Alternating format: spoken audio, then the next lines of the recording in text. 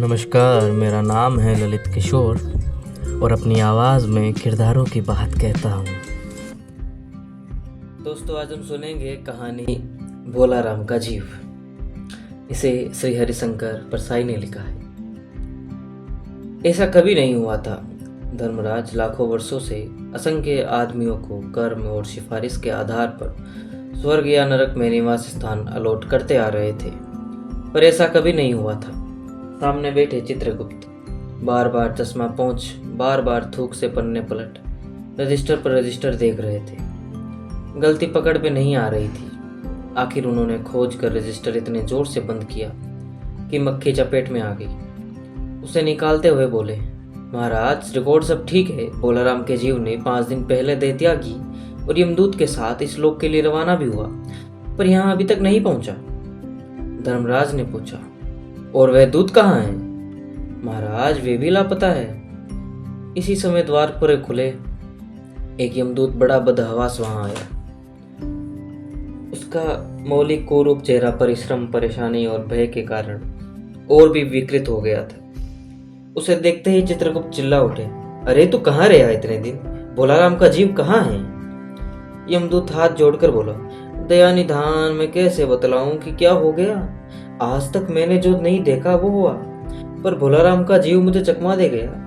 आज 5 दिन पहले जब जीव ने भोलाराम की देह त्यागी, तब मैंने उसे पकड़ा और इस लोक की यात्रा आरंभ की। नगर के बाहर ज्यों ही मैं उसे लेकर एक तीव्र वायु तरंग पर सवार हुआ, त्यों ही वे मेरे चंगुल से छूटकर न जाने कहाँ गायब हो गया। इन 5 दिनों में मैंने सारा ब्रह्मांड छान डाला, पर उसका कहीं पता नहीं चला। धर्मराज क्रोध से बोले, मूर्ख, जीवों को लाते लाते बूढ़ा हो गया, फिर भी एक मामूली से बूढ़े आदमी के जीव ने तुझे चकमा दे दिया। दूत ने सिर झुकाकर कहा, महाराज, मेरी सावधानी में बिल्कुल कसर नहीं थी। मेरे इन अभ्यस्त हाथों से अच्छे अच्छे वकील भी नहीं छूट सके, पर इस बात तो कोई इंद्रजाल हो गया। चित्रगुप्त ने कहा, महाराज, आजकल पृथ्वी पर इस प्रकार का व्यापार बहुत चला है। लोग दोस्तों को कुछ चीजें भेजते हैं और उसे रास्ते में ही रेलवे वाले उड़ा लेते हैं। हौजरी के पार्सलों के मोजे रेलवे अफसर पहनते हैं। मालगाड़ी के डब्बे रास्ते में कट जाते हैं। एक बात और हो रही है, राजनीतिक दलों के नेता विरोधी नेता को उड़ाकर बंद कर देते हैं।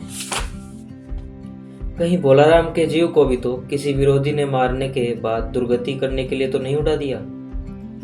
धर्मराज ने व्यंग्य से चित्रगुप्त की ओर देखते हुए कहा, तुम्हारी भी रिटायर होने की उम्र आ गई। भला भोलाराम जैसे नगण्य दीना आदमी से किसी से क्या लेना देना? इसी समय कहीं से घूमते घूमते नारद मुनि वहां आ गए। धर्मराज को गुमसुम बैठे देख बोले, क्यों धर्मराज, कैसे चिंतित बैठे हैं? क्या नरक में निवास स्थान की समस्या अभी हल नहीं हुई? धर्मराज ने कहा, वह समस्या तो कभी की हल हो गई। नरक में पिछले सालों में बड़े गुणी कारीगर आए। कई इमारतों के ठेकेदार हैं जिन्होंने पूरे पैसे लेकर रद्दी इमारतें बनाई। बड़े बड़े इंजीनियर भी आए हैं जिन्होंने ठेकेदारों से मिलकर 5 वर्षीय योजनाओं का पैसा खाया। ओवरसीयर है जिन्होंने उन मजदूरों की हाजिरी भरकर पैसा हड़पा जो कभी काम पर गए ही नहीं। इन्होंने बहुत जल्दी नरक में कई इमारतें तान दी है। वे समस्या तो हल हो गई, पर एक बड़ी विकट उलझन आ गई है। भोलाराम नाम के एक आदमी की 5 दिन पहले मृत्यु हुई। उसके जीव को यहाँ दूत ला रहा था कि जीव इसी रास्ते में चकमा देकर भाग गया। इसने सारा ब्रह्मांड छान डाला, पर वे कहीं नहीं मिला। अगर ऐसा होने लगा तो पाप पुण्य का भेद ही मिट जाएगा। नारद ने पूछा, उस पर इनकम टैक्स तो बकाया नहीं था, हो सकता है उन लोगों ने रोक लिया हो। चित्रगुप्त ने कहा, इनकम होती तो टैक्स होता, भूख मरा था। नारद बोले, मामला बड़ा दिलचस्प है। अच्छा, मुझे उसका नाम पता तो बताओ, मैं पृथ्वी पर जाता हूँ। चित्रगुप्त ने रजिस्टर देखकर बताया, भोलाराम नाम था उसका। जबलपुर शहर में घमापुर मोहल्ले में नाले के किनारे एक टेढ़ कमरे के टूटे फूटे मकान में वह परिवार समेत रहता था। उसकी एक स्त्री थी, 2 लड़के और एक लड़की। उम्र लगभग 60 साल। सरकारी नौकर था। 5 साल पहले रिटायर हो गया था। मकान का किराया उसने 1 साल से नहीं दिया, इसलिए मकान मालिक उसे निकालना चाहता था। इतने में भोलाराम ने संसार ही छोड़ दिया। आज 5वां दिन है। बहुत संभव है कि अगर मकान मालिक वास्तविक मकान मालिक है तो उसने भोलाराम को मरते ही उसके परिवार को निकाल दिया।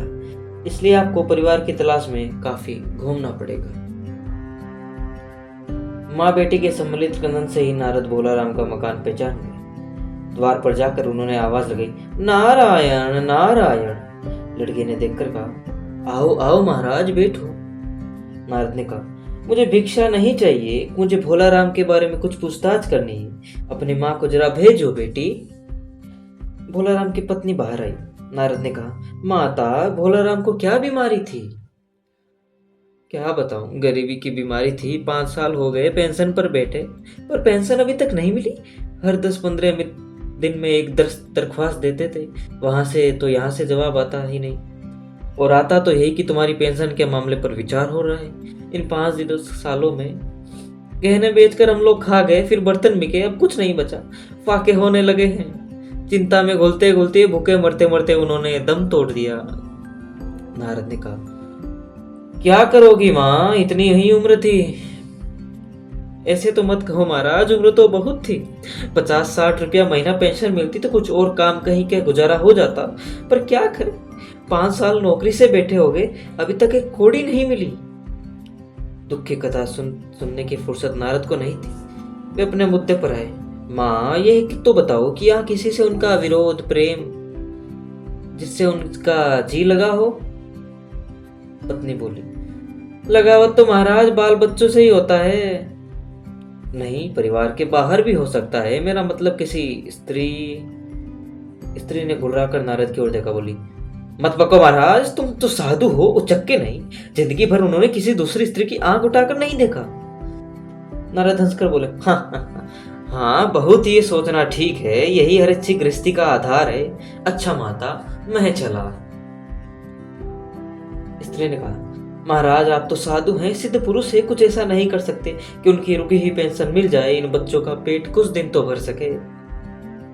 नारद को दया आ गई थी। वे कहने लगे, साधुओं की बात कौन मानता है? मेरा यहाँ कोई मठ तो नहीं, फिर भी मैं सरकारी दफ्तर में जाऊंगा और कोशिश करूंगा। वहां से चलकर नारद सरकारी दफ्तर में पहुंचे। वहां पहले ही कमरे में बैठे बाबू से उन्होंने भोलाराम के केस के बारे में बातें की। उस बाबू ने उन्हें ध्यानपूर्वक देखा और बोला, भोलाराम ने दरख्वास्त तो भेजी थी, पर उन पर वजन नहीं रखा था, इसलिए कहीं उड़ गई होंगी। नारद ने कहा, भाई ये बहुत से पेपर वेट तो रखे हैं, इन्होंने क्यों नहीं रख दिया?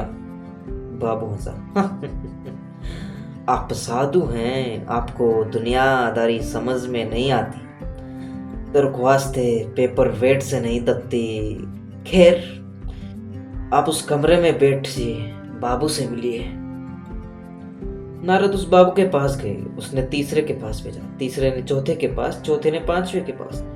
जब नारद 25-30 बाबू और अफसरों के पास घूम आए, तब एक चपरासी ने कहा, महाराज आप क्यों इस झंझट में पड़ गए? अगर आप साल भर भी यहाँ चक्कर लगाते रहे तो भी काम नहीं होगा। आप तो सीधे बड़े साहब से मिलिए, उन्हें खुश कर दिया तो अभी काम हो जाएगा।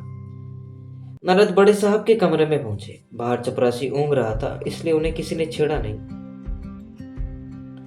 बिना विजिटिंग कार्ड के आया देख साहब बड़े नाराज हुए। बोले, इसे कोई मंदिर समझ लिया है क्या? धड़ाधड़ चले आए, चिट क्यों नहीं भेजे?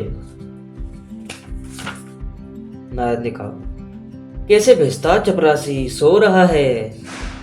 क्या काम है? साहब ने रोब से पूछा। नारद ने भोलाराम के पेंशन का केस बतलाया। साहब बोले, आप हैं वैरागी, दफ्तरों के रीति रिवाज नहीं जानते। असल में भोलाराम ने गलती की। भाई ये भी एक मंदिर है, यहाँ भी दान पुण्य करना पड़ता है। आप भोलाराम के आदमी मालूम होते हैं। भोलाराम की दरख्वास्तें उड़ रही है, पर उन पर वजन रखी है। नारद ने सोचा कि फिर यहाँ वजन की समस्या खड़ी हो गई। साहब बोले, भाई सरकारी पैसे का मामला है, पेंशन का केस 20 दफ्तरों में जाता है, देर लगी जाती है। 20 बार एक ही बात को 20 जगह लिखना पड़ता है, तब पक्की होती है। जितनी पेंशन मिलती है उतनी स्टेशनरी लग जाती है। हाँ, जल्दी भी हो सकता है, मगर। साहब रुक गए। नारद ने कहा, मगर क्या? साहब ने कुटिल मुस्कान के साथ कहा, मगर वजन चाहिए। आप समझे नहीं? जैसे आपकी ये सुंदर वीणा है, इसका भी वजन भोलाराम की दरख्वास्त पर रखा जा सकता है। मेरी लड़की गाना बजाना सीखती है, ये मैं उसे दे दूंगा। साधुओं की वीणा तो बड़ी पवित्र होती है। लड़की जल्दी संगीत सीख गई तो उसकी शादी हो जाएगी। नारद अपनी वीणा छीनते देखकर जरा घबरा गए, पर फिर भी संभल कर उन्होंने वीणा टेबल पर रखकर कहा, ये लीजिए, अब जरा जल्दी उसकी पेंशन का ऑर्डर निकाल दीजिए। साहब ने प्रसन्नता से उन्हें कुर्दी वीणा को एक कोने में रखा और घंटी बजाई। चपरासी हाजिर हुआ। साहब ने हुक्म दिया, बड़े बाबू से भोलाराम के जीव की केस की फाइल लाओ। थोड़ी देर के बाद चपरासी भोलाराम की 100-150 दरख्वास्तों से भरी फाइल लेकर आया। उसमें पेंशन के कागजात भी थे। साहब ने फाइल पर नाम देखा और निश्चित करने के लिए पूछा, क्या नाम बताया साधु जी आपने? नारद समझे कि साहब कुछ ऊंचा सुनते हैं, इसलिए जोर से बोले, भोलाराम। सहसा फाइल में से आवाज आई, कौन पुकार रहा है मुझे? पोस्टमैन है क्या? पेंशन का ऑर्डर आ गया। साहब डरकर कुर्सी से लुढ़क गए। नारद भी चौंक गए, पर दूसरे क्षण समझ गए। बोले, भोलाराम, तुम क्या भोलाराम के जीव हो? हाँ, आवाज आई। नारद ने कहा, मैं नारद हूं, मैं तुम्हें लेने आया हूं, चलो, स्वर्ग में तुम्हारा इंतजार हो रहा है। आवाज आई, मुझे नहीं जाना, मैं तो पेंशन की दरख्वास्तों में अटका हूं, यही मेरा मन लगता है, मैं अपनी दरख्वास्तें छोड़कर नहीं जा सकता। जी, इसी के साथ ये कहानी भी पूरी हुई। मिलेंगे कल एक नई कहानी के साथ। आप सभी को मेरा प्यार भरा अलविदा। नमस्कार।